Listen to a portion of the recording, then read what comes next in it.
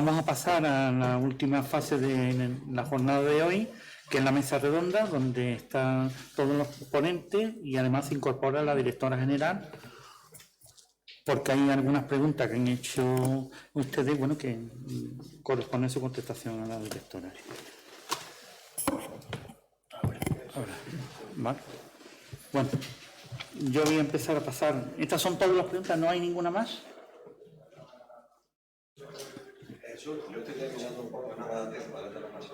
Vale. Bueno, la primera pregunta, pregunta Javier, dice, ¿se está preparando una instrucción aclarando la compatibilidad de los instrumentos actuales en los planes anteriores a la lista? Yo creo que por su contenido procede que la directora general sea la que responda. Sí, bueno, como sabéis, la lista contiene disposiciones transitorias que es verdad que nos hemos dado cuenta que necesitábamos aclararlas y completarlas en el reglamento, ¿no? No obstante, como hay cuestiones que debemos solventar de transitoriedad, que han surgido dudas, estamos elaborando una instrucción, pero en caso estamos tardando porque estamos recopilando en esa instrucción queremos que solucionen las mayores cuestiones posibles, ¿no? Pero sí entra dentro de nuestra programación normativa. Vale, muchísimas gracias, directora. La siguiente pregunta la realiza Pablo Gómez y dice lo siguiente. Existen numerosas remisiones reglamentarias en el articulado de esta ley, lista, utilizando diversas redacciones. ¿Estos artículos o determinaciones son directamente aplicables o su aplicación se difiere a la entrada en vigor del citado reglamento? Yo creo que también es una pregunta para que la directora responda. Le vamos a dar bastante trabajo. Bueno, vamos a ver, hay que estar un poco a la redacción del texto, ¿no? Las normas, aquellas determinaciones que por sí solas o complementadas con los reglamentos del 78, que lo que no se opongan a la ley, podrán ser directamente aplicables. Hoy se ha mencionado una que expresamente se dice que en los términos establecidos reglamentariamente se autorizarán viviendas unifamiliares. Pues conforme a esa redacción queda claro que hasta que no haya reglamento no se podrán autorizar, viviendas unifamiliares desvinculadas, perdón. Entonces, habrá que estar un poco a la literalidad del texto y en cualquier caso, aquello que os surja dudas, pues también nos lo hacéis llegar y en la instrucción es otra cosa que quiero decir. Aprovechando que aún no hemos redactado la instrucción, todas las dudas que tengáis, sabéis el correo de la Dirección General, que es degotu.cfiot@juntaandalucía, y las mandáis para incorporarlas a la instrucción que hagamos. Muchas gracias, directora. La siguiente pregunta la realiza Juan Manuel Buendía y dice lo siguiente. La lista coordina el interés general de las ciudades andaluzas en la recuperación de los frentes marítimos, con los espacios portuarios, regulados con la ley de puertos estatales. ¿Siguen siendo estos un agujero negro en la ordenación del territorial y urbanística, directora? Sí, esto os lo digo yo, pero verás, es que nosotros aquí sabéis que tenemos líneas rojas en el ejercicio de nuestras competencias. Esto es una competencia estatal que es puerto y la ley de puerto estatal señala expresamente que los planes, los instrumentos de ordenación general no podrán ordenar los sistemas generales de dominio público como son los puertos. Luego, ahí es que no podemos entrar porque nos lo impugnan, recurrirían por inconstitucionalidad. Muchísimas gracias. La siguiente pregunta la realiza Cristóbal Beltrán. Y esta, dado que es de la protección del litoral, creo que es una pregunta adecuada para que la responda Luis Contador. Dice, ¿se va a delimitar nuevamente los litorales al mar? ¿Esta nueva delimitación va a haber una nueva delimitación de la línea marítimo terrestre? ¿Y es competencia autonómica o estatal?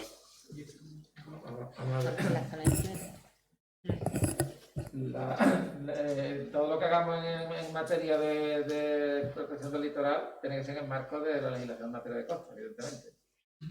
Entonces, nosotros hemos marcado la zona de influencia litoral como ámbito de referencia del espacio litoral, porque, por lo que comenté antes, porque es un espacio ya que está delimitado a partir de la línea entre del mar, que la tiene que fijar costa, evidentemente, y nosotros lo único que establecemos es es la determinación para que en el marco de las competencias de la ley de costas, o sea, no podemos invadir las competencias del Estado, evidentemente, pues sí que podremos establecer determinaciones de protección más allá siempre de lo que es costa, de la limitación de costas. O sea, lo que costa prohíbe no lo puede permitir el plan, evidentemente. Los usos que están prohibidos, de hecho, continuamente costa es muy perseverante a nivel del Estado en cualquier cosa que hagamos, siempre los informes son reiterativos, lo sabréis vosotros cuando la administración local. Los informes que nos hace Costa a nuestros planes de territorio es que copiemos la ley de Costa prácticamente. Tenemos que pelear con ellos para tratar de decir siempre que de no tener que copiar literalmente el tenor literal, la redundancia de la ley de Costa. Como siempre, tenemos que poner siempre la coletilla en el marco de las limitaciones establecidas por la ley de Costa. ¿Ahora qué podemos hacer? Sí que podemos coger y establecer limitaciones adicionales. ¿Perdón? En la revisión del POTA hemos intentado Sí, claro. En la revisión del POTA se tratará, pero claro, evidentemente, al final, nosotros le pedimos, otra vez nos pide Costa ante los planes, que dibujemos las líneas, hasta las modificaciones de los planes, la línea del límite del dominio público, del interior del mar, la de servidumbre de tránsito. Eso, nos piden que lo dibujemos incluso a escala unos 50.000, es una locura. Entonces nosotros al final siempre tratamos, bueno, le pedimos que a veces hacemos un plan, le pedimos a Costa la información, mándele usted las capas con no sé qué. La mitad de unos son delitos probables, otros son ciertos, la mitad están recurridos, y como la línea esa es la de referencia para todas las demás líneas, siempre tenemos el mismo problema. Y cualquier cosa que digamos nosotros en nuestros planes, el ámbito, la zona de influencia tiene una definición, una línea de partida que no es nuestra. La cota de origen la impone Costa. Lo que pasa es que es el único marco que tenemos para tener una definición objetiva de un espacio físico. Cuando se hizo el plan litoral, a la pasaba igual. Es igual, se pusieron artículos diciendo, bueno, en cualquier caso, si se modifica el del límite de dominio público terrestre, y con lo que ello conlleva, pues evidentemente llevará implícita la modificación del espacio litoral físico a la escala adecuada. Ahí somos rehenes, además que nos hacen un seguimiento Costa increíble. De hecho, en la ley ha puesto cuestiones sobre el artículo. Advirtiéndonos, tener cuidado con la ley de Costa. Luego no vamos a poder modificar los orden del INDE existente, que era la pregunta. Bueno, los Sí. del INDE que es competencia estatal, pero es la competencia revisión estatal. del POTA, Sí. sí, además eso fue una derivación Sí. del Consejo, ¿no?, de Arquitectos, creo yo, que quería que desde la planificación territorial y en lo lógico y en lo ideal, y así lo hemos incluido en la ley, contuviera todas las acciones sectoriales, los del INDE, los dominios públicos. Pero claro, nosotros a la hora de elaborar un plan contamos con la información que nos den los órganos sectoriales. Siempre. En la medida de lo posible estamos instando a los órganos sectoriales a que lo hagan, pero si no lo tienen, pues no podemos inventárnoslo. En cuanto a la revisión del POTA, vamos a intentar delimitar la zona de influencia litoral con los del INDE estatales. Claro. Y como bueno, ya tenemos información del plan del corredor anulado, será un poco más... No, cuestión de pedirlo otra vez. Sí, habrá que adaptarlo a la realidad. De hecho, cuando la pedimos, algunos tramos no lo teníamos. Y nos dieron el probable. Y con la advertencia haciendo Costa que cuando se modifique, pues será modificado. ¿No? Pues, evidentemente. Bueno, sí, además con el tema, ¿no?, que como sabéis, el Estado está redactando, no sé en qué fase está, las estrategias del litoral. Sí. Y tienen un plan de acción, y en ese plan de acción se contemplan nuevos del INDE del dominio público, que eso va a afectar, claro, a suelos urbanos, en fin, que queda todavía... Eso es un frente abierto. Pues estupendo.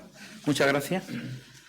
La siguiente pregunta la redacta Manuel Feria, del Ayuntamiento de Punta Umbría. Dice: la reciente sentencia del Tribunal Superior de Justicia de Andalucía de 12/1 del 2022, el concepto de paisaje, porque está en zona de influencia del litoral, ¿de acuerdo?, establece, el concepto de paisaje, pantalla arquitectónica que establece, es contrario a la ley de costa.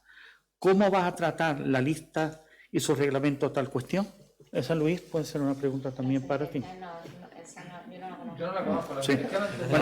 Sí, es la sentencia de las torres, de la famosa torre de Punta Umbría, que de 4 torres se pasa a 2 torres, y el Tribunal Superior de Justicia de Andalucía adopta una solución de paisaje en el sentido de un hipotético espectador que estuviera en línea de playa, en contra un poco de los conceptos que se establecen en la ley de costa, del apantallamiento, acceso al litoral y demás. Entonces, la pregunta de alguna manera viene a reflejar ¿Cómo va a tratar ya no la lista, que evidentemente está aprobada, sino el reglamento, este concepto de paisaje en la zona de influencia del litoral?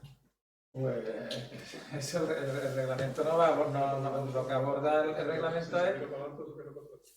No, o sea, el tema del paisaje, el reglamento lo que establece es la obligación de que se integre el concepto de paisaje y la protección del paisaje en base al diagnóstico y a las características específicas de cada ámbito sobre la base de los catálogos como instrumento técnico de apoyo.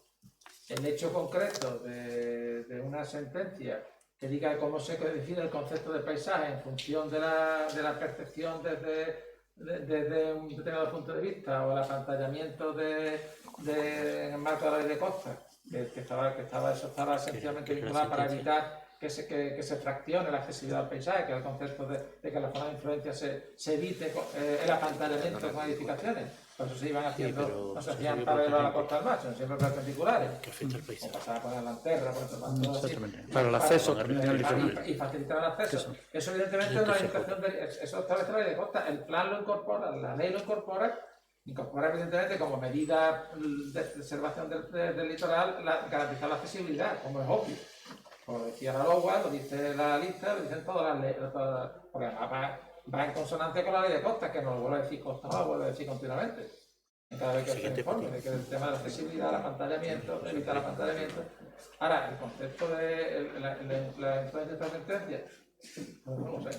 Es complicado. Pronunciamiento judicial eso es complicado. O sea, que la ley no va a dar respuesta, no puede intentar dar respuesta a una sentencia concreta que habría que ver el contexto en el que está y cómo está. Es muy complicado, la verdad que no. Vale, pues muchas gracias. A ver, la siguiente pregunta la realiza Laura y es para José Andrés.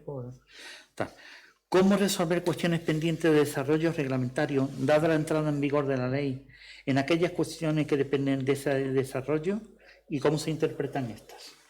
Bueno, lo comentaba la directora hace un momento, ¿no? Ahora mismo son de aplicación supletoria los reglamentos de planeamiento y gestión del 78, en lo que sea compatible con la ley. Podemos encontrar alguna respuesta a esas remisiones reglamentarias. También es de aplicación supletoria el decreto 3/2019 de edificaciones irregulares. Y bueno, nosotros pensamos que la ley es plenamente aplicable, independientemente de que haya algunas cuestiones que hay que desarrollar reglamentariamente. Eso no implica que la ley no se pueda aplicar, salvo estas cuestiones muy puntuales del tenor literal de la ley que implican que haya algunos aspectos que no se pueden desarrollar hasta que esté el reglamento, ¿vale? En concreto, esto que hemos comentado del artículo 22 respecto a las viviendas, ¿vale? Todo lo que se salga de ese marco jurídico hay que andar a la interpretación, ¿vale?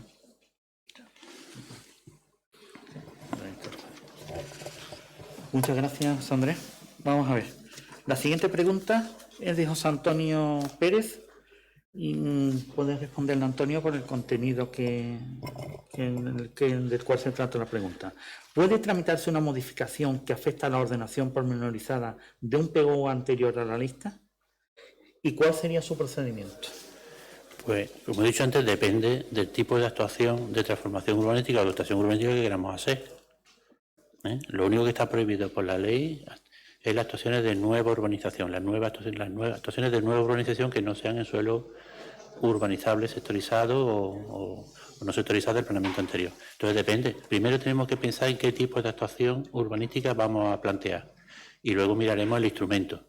Si no hay un instrumento específico para ese tipo de actuación de transformación urbanística o de actuación urbanística, tendremos que hacer una modificación del planeamiento vigente.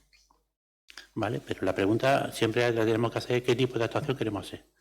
No qué tipo de instrumento ni qué tipo de modificación, sino qué tipo de actuación queremos hacer. Cambiamos el chip. Esto viene en la disposición transitoria cuarta y quinta del reglamento, viene a desarrollarse cómo se modifican los planes generales vigentes, ¿vale? En línea con lo que está comentando Antonio.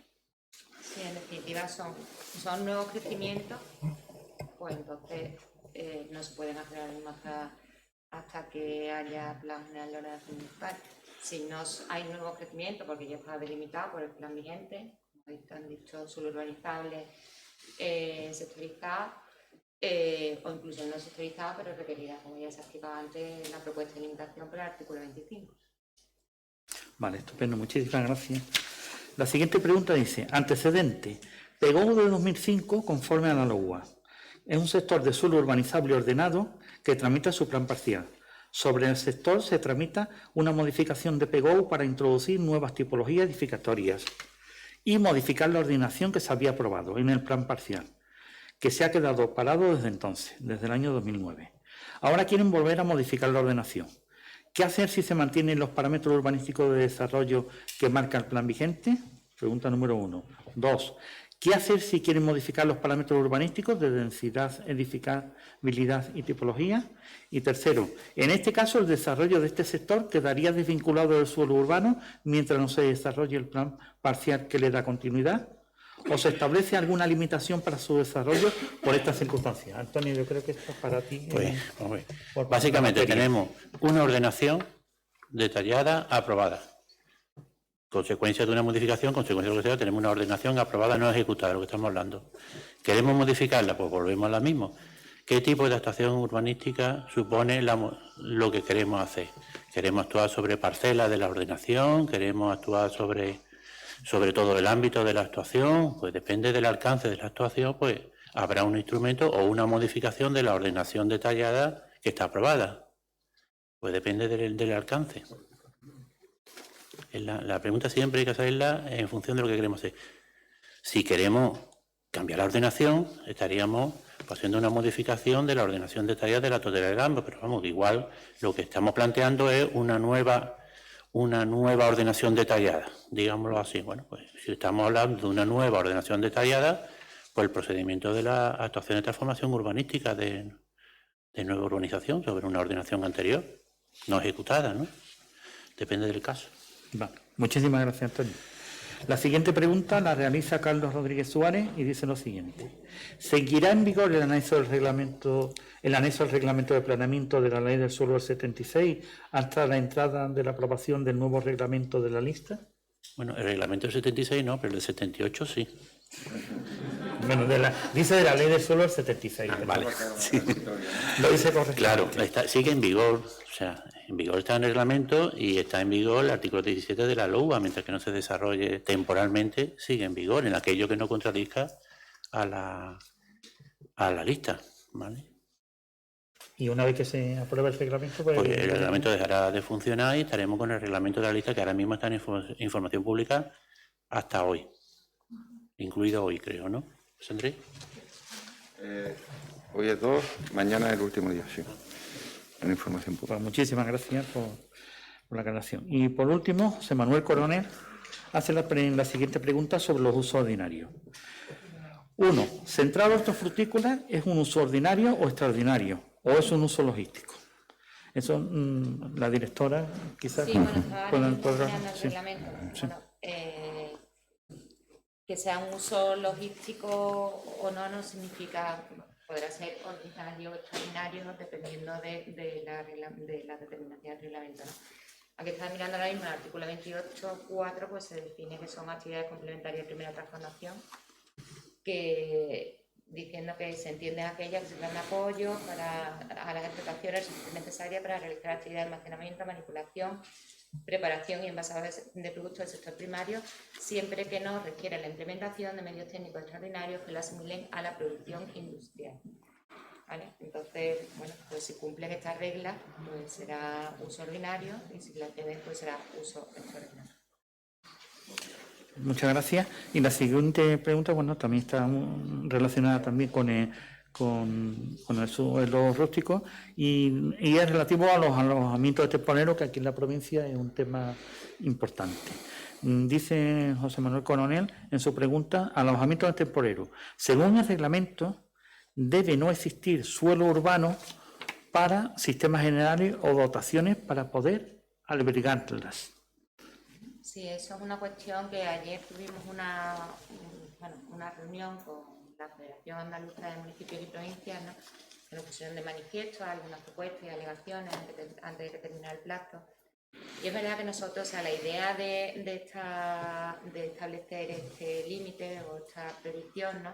era un poco, bueno, con la filosofía de no consumir suelo rústico cuando hay en suelo urbano otras edificaciones, ¿no? Siguiendo sabemos por la ciudad, intentar favorecer que el uso de la ciudad consolidada. Pero es verdad que ayer se nos puso de manifiesto también por técnicos de la provincia de Almería, que también es una realidad, supongo que no es la misma que aquí, pero bueno, que hay muchos municipios que tienen este problema, y que nos dijeron que entonces es que no se va a poder hacer alojamiento de temporeros.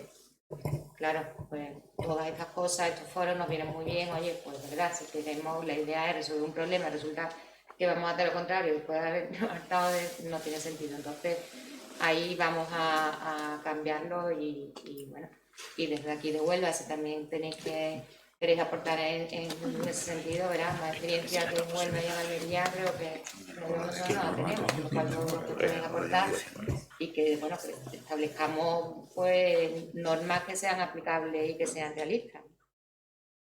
Pues estupendo. ¿Ya no hay ninguna pregunta más? Bueno, pero Antonio, venga. Es que el micro no creo que, no sé si tiene. En relación a lo que estabas comentando de los alojamientos de temporeros, yo soy técnico de un municipio que tendrá 10.000 temporeros aproximadamente. Sí, las preguntas no están próximo a una cifra de la población. Tal como está redactado en la lista, no hay ningún problema. Pero lo que he visto del borrador que he manejado del reglamento habla otra vez de las unidades habitacionales, que tiene que ser un concepto muy peculiar. Disculpa, como estamos en streaming, te pediría por favor que repitieras la pregunta al micrófono, si no lo... Vamos a ver. Sí, perdón, es que creía que no se grababa en streaming Las unidades habitacionales. Sí, bueno, pero la pregunta es esta definición, Antonio, es sobre los alojamientos de temporeros. Los alojamientos de temporeros, como están en la lista, yo no le veo problema. Como está en lo que he visto de reglamento, está refiriéndose a unas unidades habitacionales, que es un concepto que no veo yo que se encaje en la tipología que nosotros tenemos. En una finca puede haber un montón, por ejemplo, de mujeres rumanas y una serie de magrebíes. Son dos culturas completamente distintas que difícilmente pueden convivir en el mismo alojamiento. Y entonces, la tipología que se describe en el reglamento de que he visto, que es heredera de la del Plan Especial de la Corona Norte de Doñana, pues nada tiene que ver, no con lo que se está haciendo, sino cómo funciona, cómo se vive en el territorio. Entonces, sería una cuestión para comentar lo que estaba diciendo. Bueno, es muy interesante, me alegro que haya salido este tema porque ya os digo que al final se trata de adaptarnos a la realidad, ¿no? También se nos dijo ayer por algún técnico de Almería, ¿no? Que nos decía que habéis pedido 16, ¿no? De plazas como, mira, que cuando la realidad en Almería es que al final son pequeñas explotaciones que son 2 o 3 trabajadores, ¿no? Cuando hay más, pues resulta que no hacen falta porque contratan una empresa de trabajo temporal y no hace falta alojarlos, ¿no? Oye, pues eso son realidades que nos interesa y como decía al principio de la jornada, esto es un procedimiento y una norma que debemos hacer entre todos, con lo cual todo lo que podéis aportar, pues estupendo y estamos en... Bueno, pues en la última pregunta. Dar las gracias a la directora y a los compañeros de la Dirección General de Urbanismo por su brillante exposición y que nos han aclarado un poco más la nueva ley andaluza, ¿de acuerdo? Pues ya, sin más, nos vamos.